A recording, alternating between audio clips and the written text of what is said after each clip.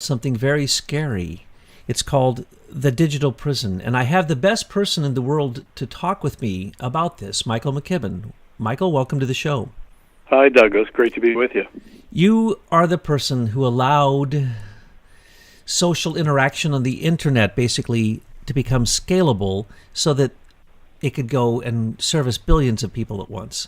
You also know the systems that were created that can disprove Sir Timothy Berners-Lee's nonsense notions that he's going to transform the internet by simply doing more magic like he did the first time when he created the World Wide Web, which he didn't. But he says he's going to change it. And then we have Eric Schmidt, who just got back from China after 750,000 people were killed with his new social credit system, digital social credit system program called Dragonfly. So we wondered whether Eric would actually come back, because what he just did in China was to create a digital totalitarian government that is kind of hell-bent on killing their own populations and making them completely homogeneous. Why? Because that's what a good communist nation does. And so we expect this stuff in a communist China, but then when people said, oh no, this is going to happen here, Eric Schmidt got back. The first words out of his lie were a big fat lie, which the Dragonfly will not actually be operable in China for a few more years. That's a lie. It's not only been operable in China, and we've already seen it kill the Uyghur people in the northwestern province of China, where they literally locked up 1 million of them because of the look on their face. Because when facial recognition just got put into complete force in China, they literally look at your face and can tell if you are committing a crime or about to commit a crime or have committed a crime according to facial recognition, which is now operative in America. They now let you walk onto planes by simply scanning your face. So what is going on in China is the prefiguring of the total digital Big Brother prison, the what I like to call the cube that Eric Schmidt told us he was going to create for all of us. And he's going to put us in this cube when Google turns to Alphabet, which is going to happen any minute now, because Google's probably going to go down because it's going to be given, billions of dollars of fines like they have been given in other nations. But what Eric Schmidt just did in China was probably going to, it will go down in history as one of the worst digital moments in human history, because it turned humans into nothing more than meat that is remotely controlled, aggressively remote controlled through Richard C. Walker's Internet of Things patent. We already see it. It's now in China. And so I just saw a very long show, where they were talking to people about this. It's already in play, Eric, and they're showing it on the news. And people are saying, this is a wonderful thing. It gives me great convenience. I can just walk in a store, get something off of a shelf, and walk out, and the scanners will send it to me and credit me and debit me. And if I am a good person, if I'm a good communist, then I get total access to everything. But if I'm a bad communist, it literally says this: you're not going to be able to take a step. Right. Not a step anywhere, in any direction, economically, socially. Even who you talk to can lower your score just by talking to them. So you talking to me today, Michael, that would lower your credit score. Now, that's happening in China, and it's happening in America. Maybe we should hang up. Yeah, you know that they're listening. So we already see this happening in America, but I didn't know that it had happened so thoroughly. So when I saw this thing that you recently released on Edith Ramirez, the head of the FTC, allowing Google and Facebook and all the rest of them to basically surveil you, target you, and attack you. And they put you in silos, they put you in buckets, they give you names, and they see how they can economically manipulate and leverage you by analyzing everything you do in the digital world. And now it's going to be not even in the digital world, because the credit score in China is what you do online and offline, both. And then it comes into play where they can literally pull you over, take your phone, see that you are on WhatsApp, and put you in jail. Because you decide, that's like being on Facebook here in America. So you went onto WhatsApp to talk to somebody. They saw your face looking like, you're not being a good communist. They pull you over and put you in jail. Already happening, folks. It's already happening in Europe. And it's already happening in Britain, and it's coming here because the same exact mechanism used in Europe and in Britain, the Atlantic Council's George Soros stamped and funded system that is being used by Facebook, and Eric Schmidt's system, which we already know was operative in the 2016 election, has been amped up, and now it's in control of every speck of news that comes across your screen. So, Michael, you've been down in the mines for days, and you just keep throwing up this stuff, and as we look at it, we're just shocked because you've been fighting this dragon, this demon, for 20 years, and it's the same people. So tell us, how bad is it in America? It's much worse than it might appear on the surface. And the main reason is because we're dealing in data which nobody can see. It's being collected without our knowledge, largely, and it's being aggregated without our knowledge. And for most of us who are trusting Americans, we expected our regulatory agencies to, especially the consumer agencies like the Federal Trade Commission, to watch over this and to prevent database vendors from abusing this opportunity they have to collect data. What we're learning now is that there has been little to no regulation of the data brokers who have been collecting this data. And I think we all know about the FICO financial score and how that governs whether we can get a loan or not, or whether we've got to go find a cosigner. And so we're familiar with that part. What happened after social networking came into being is that a lot more kinds of data on a person became available. And what has happened, largely without our knowledge, is all of that data has been now combined in with all of the FICO data to create these much richer profiles on every individual. And what we're seeing, as you've talked about in China, is that totalitarian governments are using this data to create a mechanism for I call it digital enslavement, because what they're doing is they're using this credit score kind of like a big game. And if you do certain things, you'll get rewarded with more points. And if you do other things, you'll get points taken away. And so what they're seeing in China is this dopamine culture has even kicked in with this credit score system, so that people will actually start to do things that will increase their credit score, and then they'll go on and check to see if it made their points go up or go down. And so what we see is that this system is actually enslaving people's behavior to the point where they start living for the score instead of living life. And I really blame the people in our country who are fascinated by these subjects and have pursued these subjects with absolutely no morality.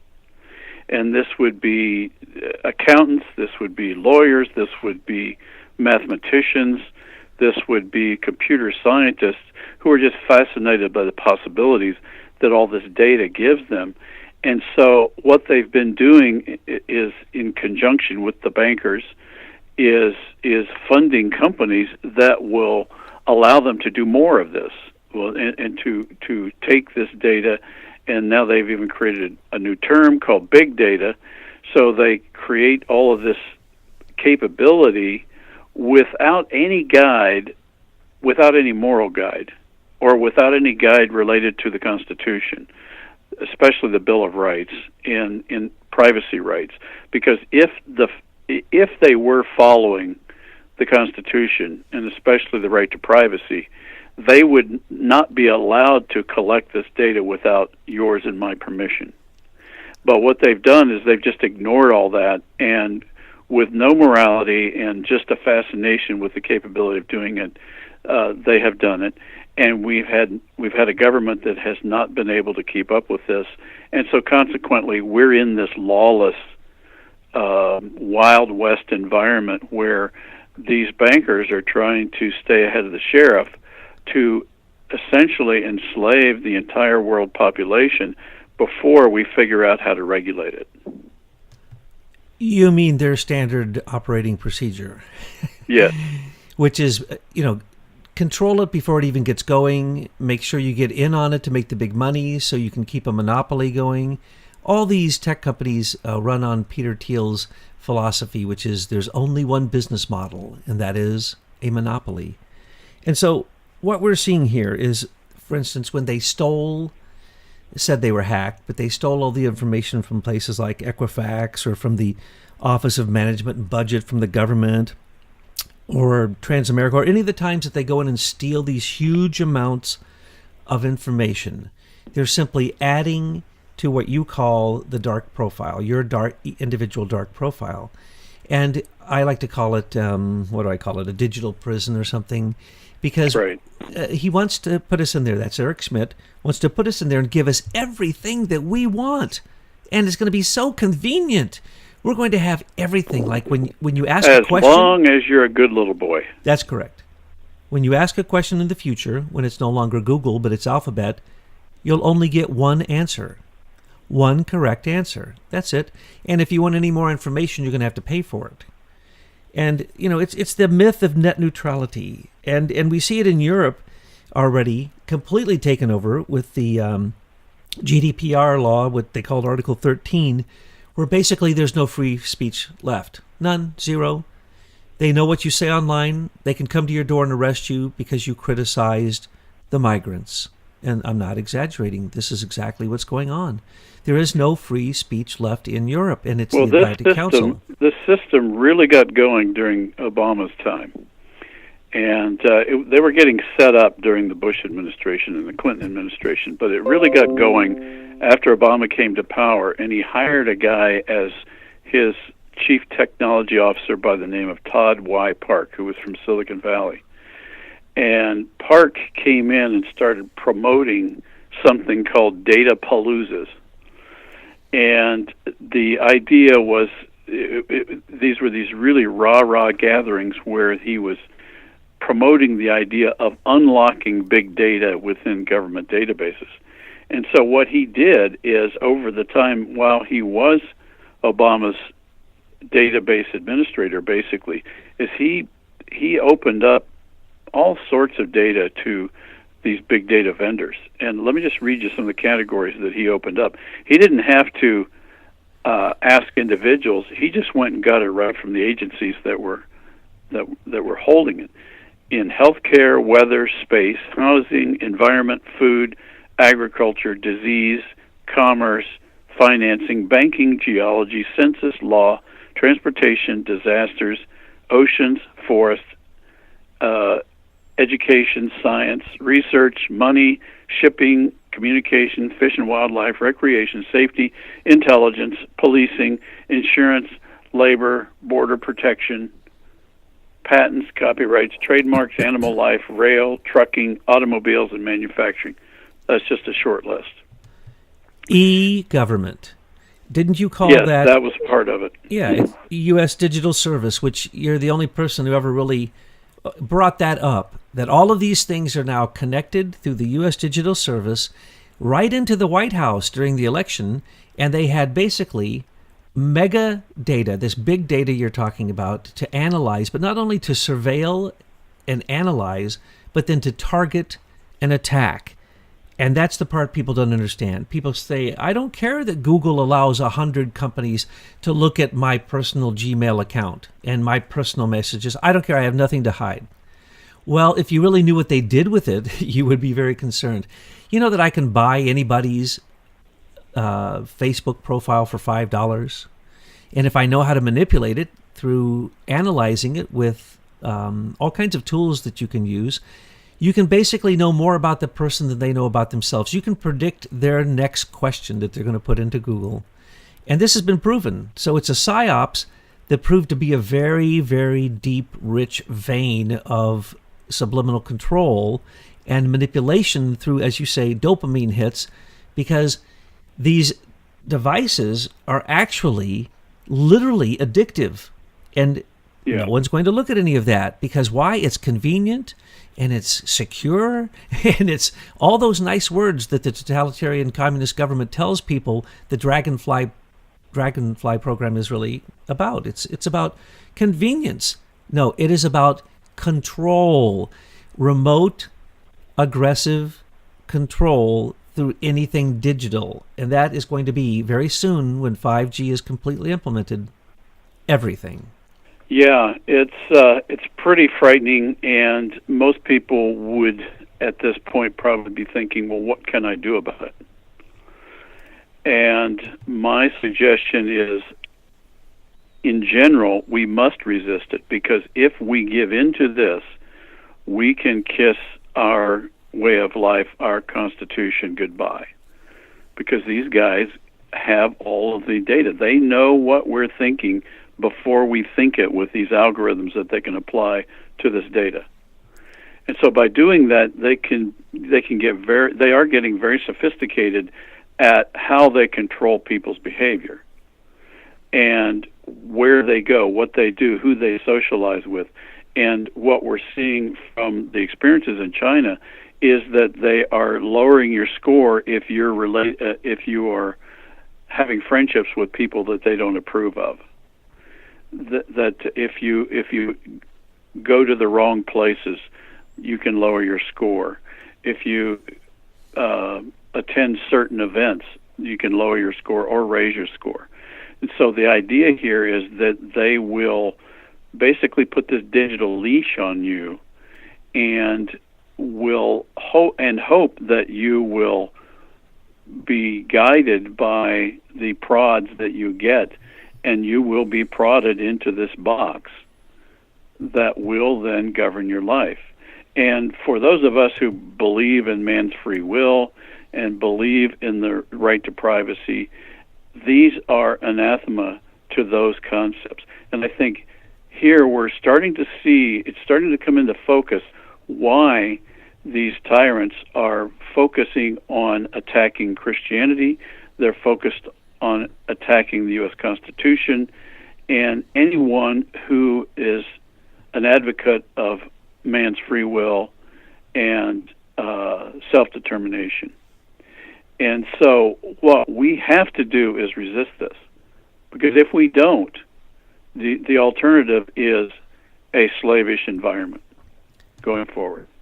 You're so right, and we have preached this a bit ourselves, because when you look at a cell phone, it's better than an implant, because everyone willingly puts that cell phone up to their head and basically lives their life according to their cell phone. And then their computer, well, those might as well just be chips put right into your brain.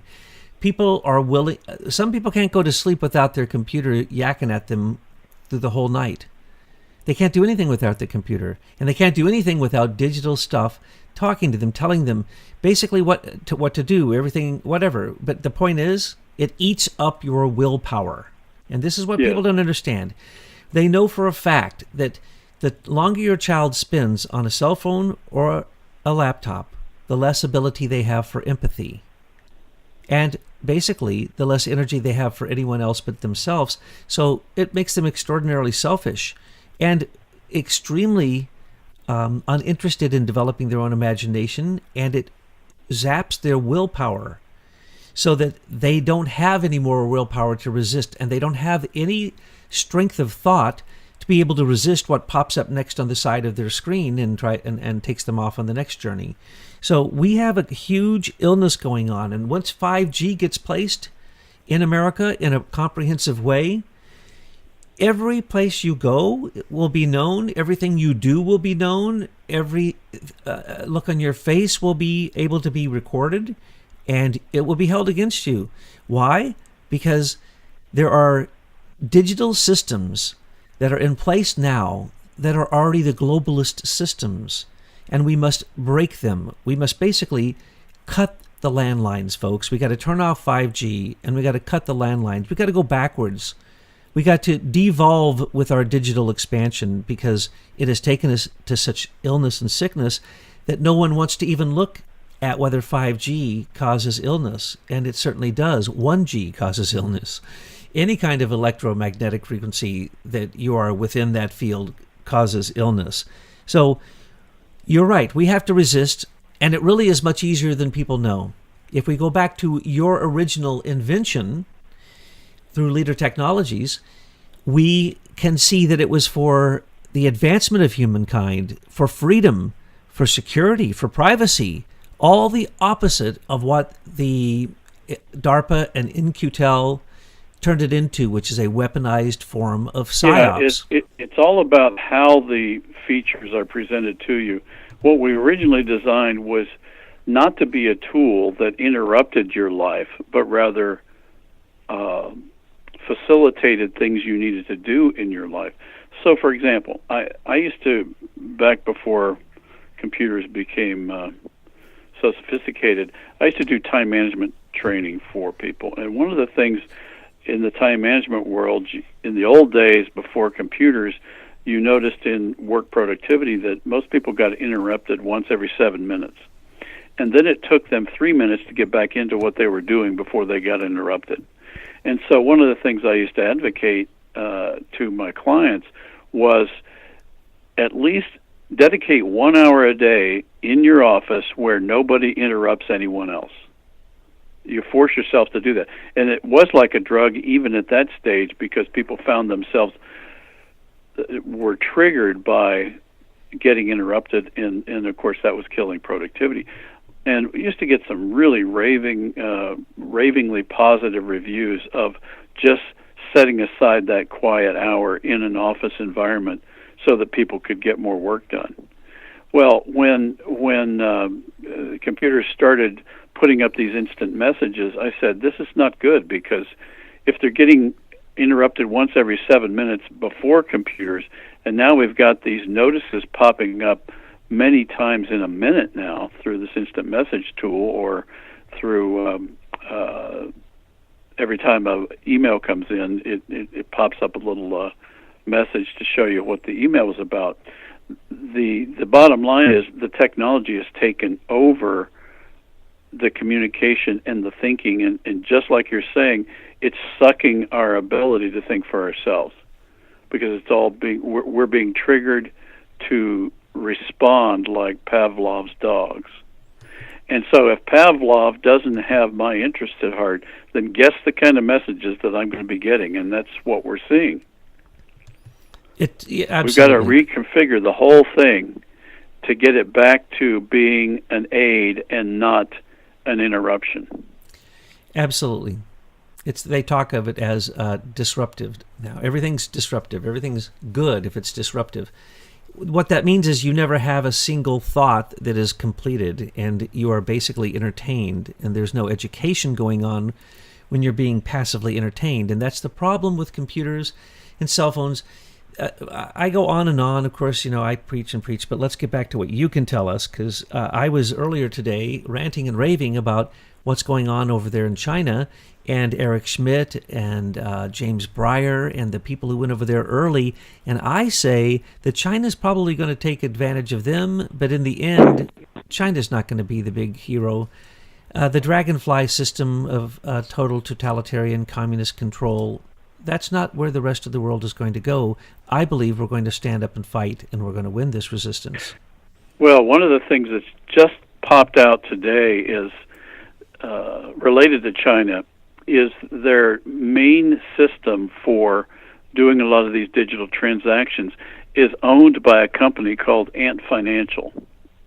You ever heard of them, Ant Financial?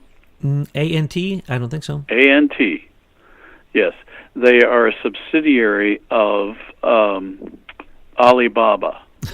Well, I should have known. Okay.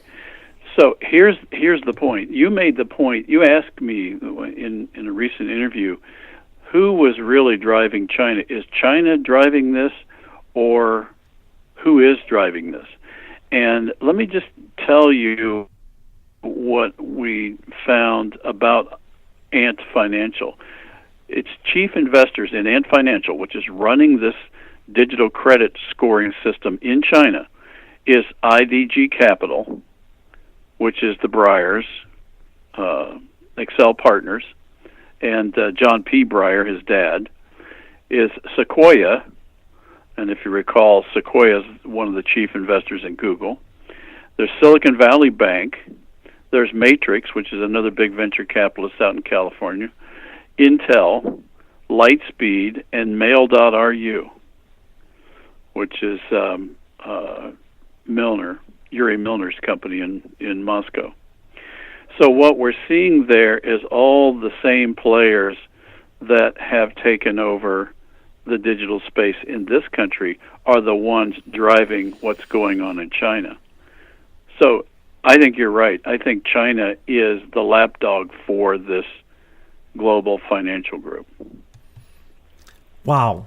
You always tend to blow our minds. So now you know who is the money behind the Chinese social credit score system. Dragonfly, as it were. I mean, Eric Schmidt is, of course, doing the software and the applications, but it is the money that drives it all. So there they are, the same old criminals that came out of the IBM Eclipse Foundation. That would be James Breyer, and his dad's name is John?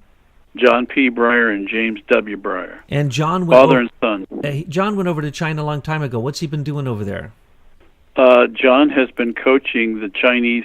What we hear is that he's been coaching the Chinese banking system how to create venture capital. Because obviously he's investing in these various deals, and he certainly got his money in the social credit score system and financial. Okay, so then he was setting them up. So he got on the ground floor so that the venture capital for these things. I was also mentioning that Tal Piat and so many of these new startups are also in China, and China's just going to take advantage of all of them. And of course, those are Israeli cyber warfare technicians who have tons of venture capital, and so they're all. So here's another element of this, though. Remember how we were talking about Axiom in Little Rock, Arkansas, the data aggregator, which is it appears that it is the key data aggregator for the planet, and how we discovered that Hillary Clinton's 19-year law partner at the Rose Law Firm is basically the chief operating officer of Axiom. Well, as of October 1st, Axiom moved to China, changed their name to LiveRamp, and it would appear that they have taken all this big data that has been collected on all of us in America and moved it to China, so that they're not in the reach of U.S. law, can manipulate us from afar, but since it's all electronic, they can easily have the data housed somewhere in Asia, and can manipulate America from afar.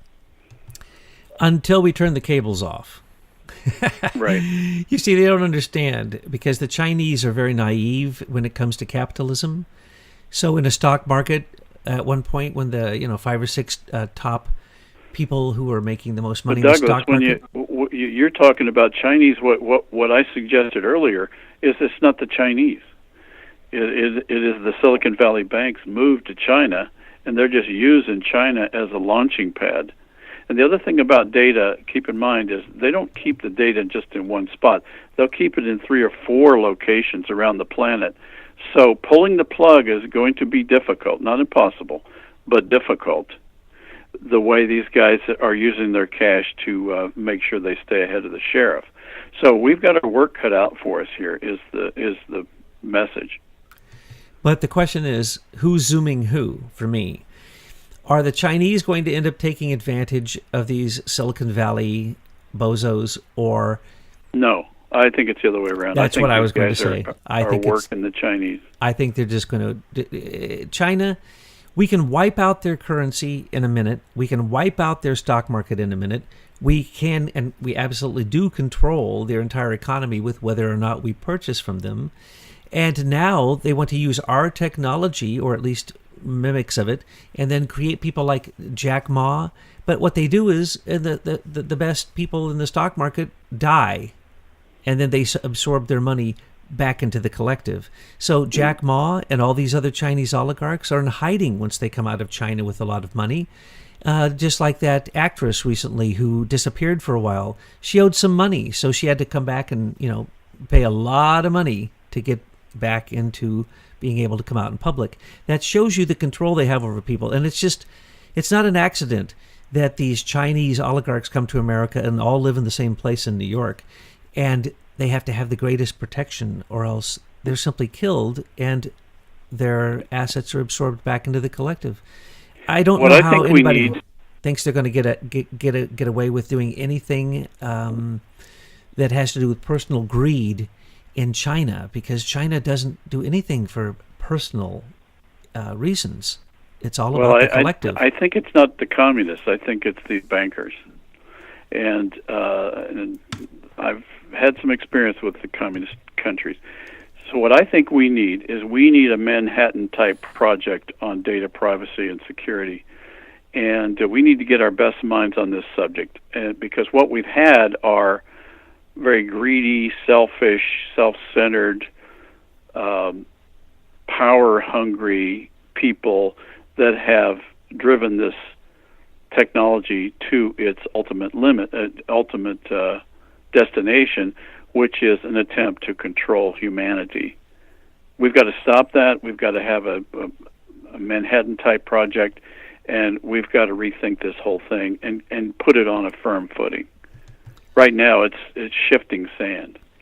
Well, Michael, can we uncouple from the existing systems? Well, the answer from an engineering viewpoint is, of course, you can once you identify the problem. But right now we're all using these systems, and so we've got to be careful on how we turn them off or reorient them. Otherwise, we'll break the whole thing, and we don't. And I'm assuming we don't want to do that, because that will go into a digital dark age. So what we need is a group of people to come together who have morality, who believe in privacy, who believe in security, and who believe in the Constitution and the Bill of Rights, to sit down and hammer this out. Because no one person has all the knowledge that's required to kind of think up something new and do this. I mean, these guys have been evolving the system for 20, 30, 40 years. So we've got to look at that system, and we've got to figure out how to do triage immediately to start moving us back away from this cliff's edge. And then we'll start re-engineering the way these systems are built so that we include in all these layers respect for people, respect for privacy, respect for the Bill of Rights. That's what we've got to do. Absolutely. I'm encouraged by Trump saying the words antitrust, monopoly, George Soros money. I mean, he's pointing out the directions that we need to look. And it seems to me like some people are going to have to be indicted and convicted and go to jail. And there's going to have to be RICO charges brought against the IBM Eclipse Foundation. I don't see how, without a confrontation to the very people like an Eric Schmidt, who seems to think that he is above all law and can do whatever he wants, and basically, be very pleased with his new Dragonfly program that killed 750,000 people just recently in the months that he was over there. And he's sitting back and he's very pleased. So he comes back to America, and he already has a program that controls our news called the News Digital Initiative, and it's basically controls what comes across the screen and filters it down and looks at the big data and makes sure that anybody who doesn't say what Avid, the teleprompter news creator that is run by ISIS management, whatever anybody says that isn't in agreement with the administrative program, Communist Party, Central Committee, whatever you want to call it, the Soviet Union of America, whatever you want to call it, then they get turned off. Now, we got to stop the turning off part. They want to say they can't turn off, but they can turn off anything they want because they're turning off all of their opposition right now. Many people have gone down by the demonetization of the people who were the citizen journalists who were trying to use this system for what it was designed by you and your good engineers to do, which is give out free information so that people can hear it from the fourth estate, so then the third estate, the people, can determine whether they want to put the second and the first estate in jail. I mean, that's really what it comes down to me. Well, what we're seeing is the logical end result of where they started when they stole our technology. Because our approach was, if you host the data, you own it. But what they've done is they flipped that on its head and said, we are going to control the data, so we're going to own your data. And so this is the logical end result of that culture, which is, okay, since we own it all, we're going to control it all, and then we're going to control all the people that give it to us. So they're only doing what comes naturally, and it's quite sinful. It's the 7 deadly sins, and we just have to take control of the digital portion of our lives related to technology. We've let them do it up till now. Well, yes, we did, but we did it unconsciously. People aren't as smart as you, Michael, so they didn't know what was going on. We're just a bunch of bozos going, no, I want something more convenient. Can't it go any faster? 5G, right. I don't care. Do they got 10G? It's like, right. We don't know. But if we would have known what you know now, which is early on, all of these patents were stolen and they were lumped together. By the way, we're talking, when you say patents, what we need to do is expand that, because in most cases, they stole these things while they were still trade secrets, before they were patents. Now, some of them became patents. But the fact is, and I think that's confused some people, because they think, well, it's a patent, you can protect it. Well, no, they stole it when it was still on the drawing board in many cases, yes. Because basically, they had access to all these systems through those digital keys. Yes. Well, I would call that also industrial espionage, because I've had friends who invented things, and they were ready to go to production, and then their facilities burned down, and their prototypes are gone. This is very serious. They kill people. So when I say patents, you're right. I oftentimes misstate copyrights, patents, trade secrets, intellectual property, all of that, because to me, it's basically the creativity of you guys, the inventors and gals, all the inventors out there who are doing all this work. And then who is it? It's the people at the central area that control things like the Federal Bridge Certification Authority, or the Certification Authority keys, the cryptological keys to everything. Well, that would be Hillary. So from the beginning, we can see how a Hillary is created and stays in power to this same moment right now, in the same power that she was from the beginning when she started stealing all of these trade secrets and capitalizing on them. And that's the reason she can't be taken down and acts with impunity. And every person in the world knows she's guilty, but she doesn't go down. Why? Because, as you say, she has the ability to go in and mess with any data that she wants, and it's an information war. And once you get your information together, and it can be implanted digitally or disappear. By the way, that Clintons are famous for disappearing documents, aren't they? Now they can disappear digital documents. Oh, isn't that dandy?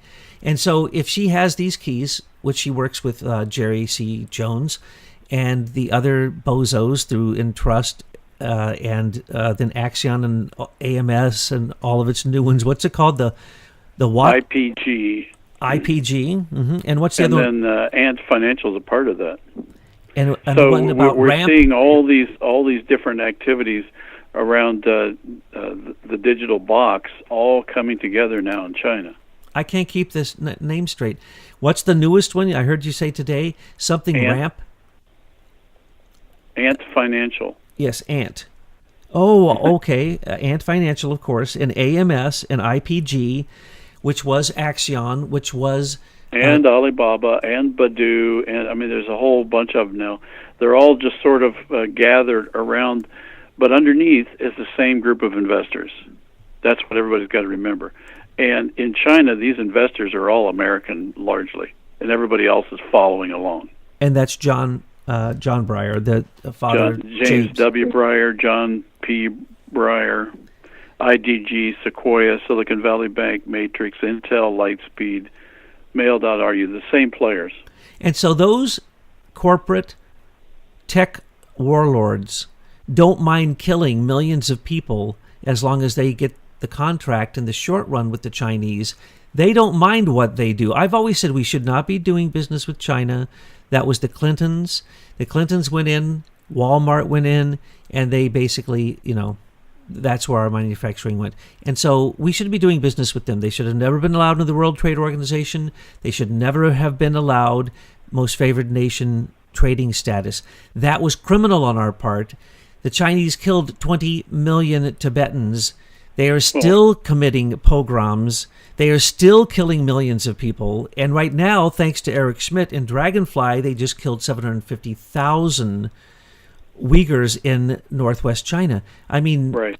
Why would we do business with them? Why would we do business at all with a country that lies about everything, steals our IP, creates bad microchips, surveils everything, and makes sure that Hillary sends a courtesy copy of all 780,000 emails that are under question that the FBI can't find, but the Chinese have?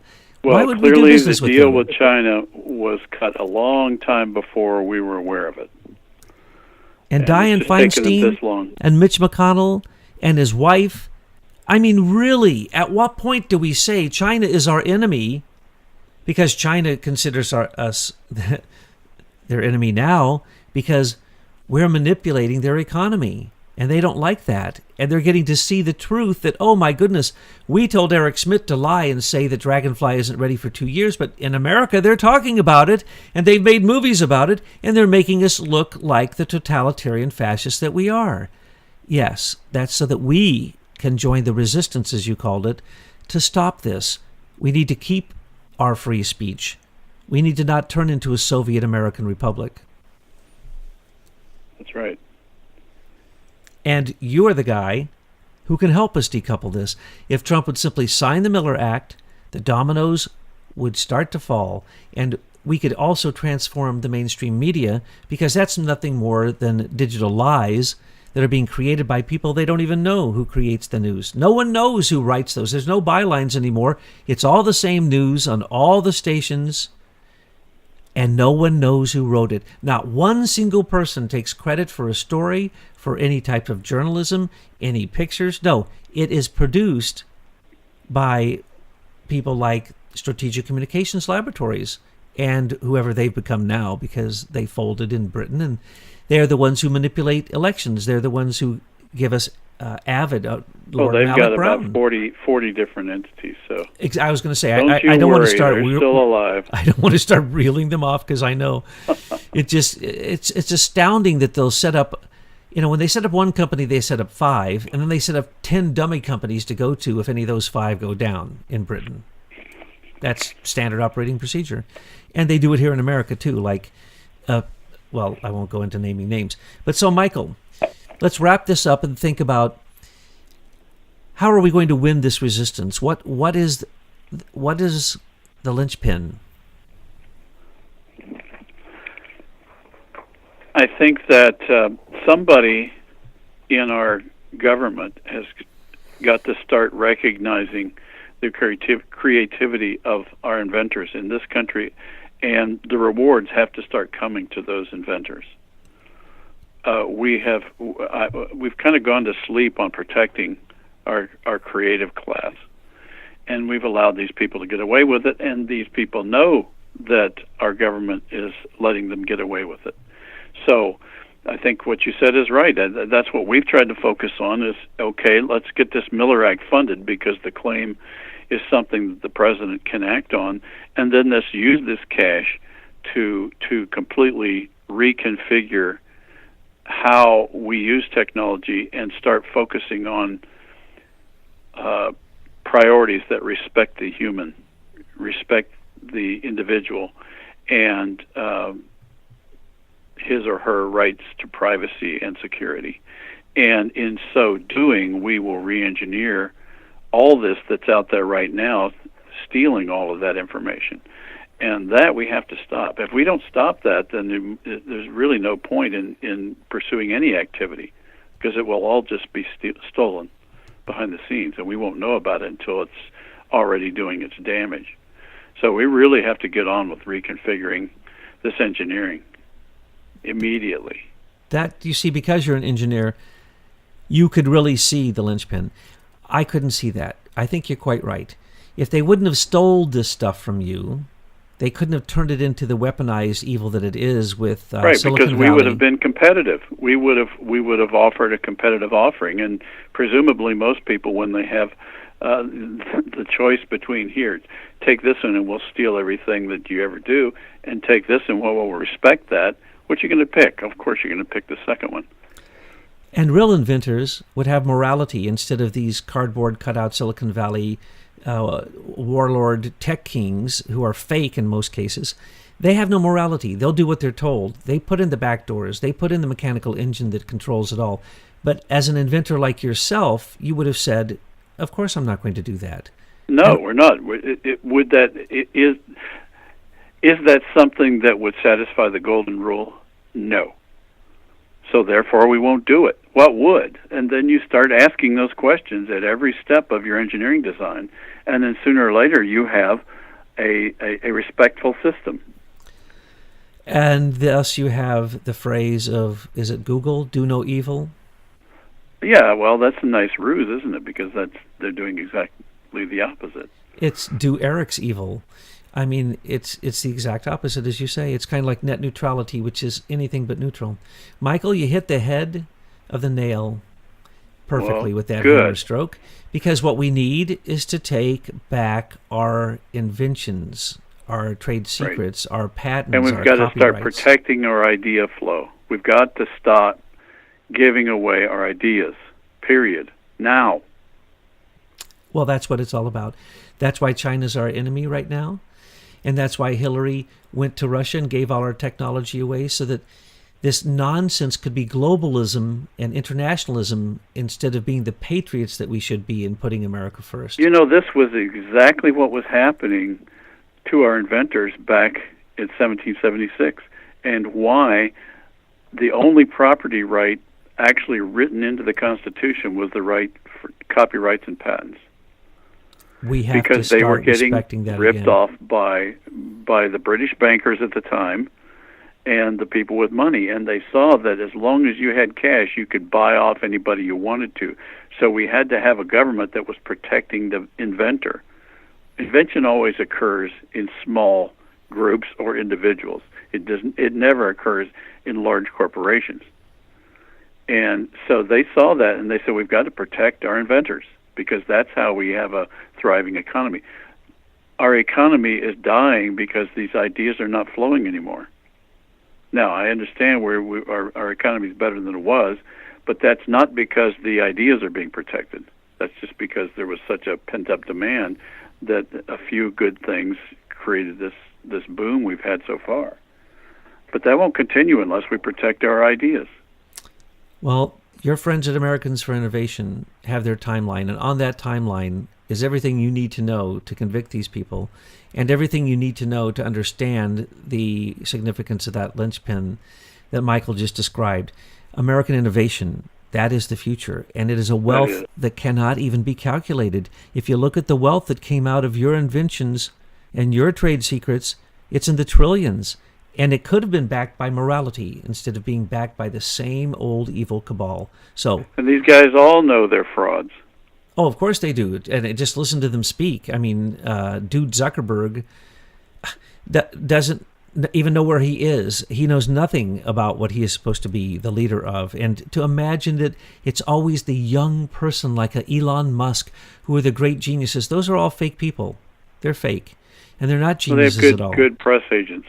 Yes, and they have to have the look, and they have to have the youth, and the myth that anybody can become a billionaire overnight because they can create a digital wonder. No, you won't, folks, because the military will take it unless you want to create it outside of America. And even then they may come and take it, because right now that system is not protected. One of our most basic rights in America, which is where our future is going. It is our future, and until we can take back the ability to give our innovators what they deserve, we really don't have a future in this digital world. We have a digital prison that's being built around us as we speak. Right. And this latest push for blockchain is nothing but object-oriented databases, and we actually invented that in our system as well. So these guys haven't come up with an original thought since they stole my technology back in 2001. And that's really pathetic. And yet, they look at the way they criminalized it on so many levels, and then made it more complicated, and then created these fake companies, and then put fakes at the head of them, and then they did fake manipulation on the stock market, so they become billionaires. And now they're going to China, and I think they think they're going to manipulate China, but China's a dragon who eats anyone who really tries to mess with her. So good luck with that. And we hope that they go over there and that they don't come back and that they leave us alone so that we could get our free speech back. Michael, thanks for this conversation today. Everyone always loves hearing what you have to say, so we'll get this right out on the wire, and we'll be talking soon again about your other research that's coming up, because every day you tend to shock us with the revelations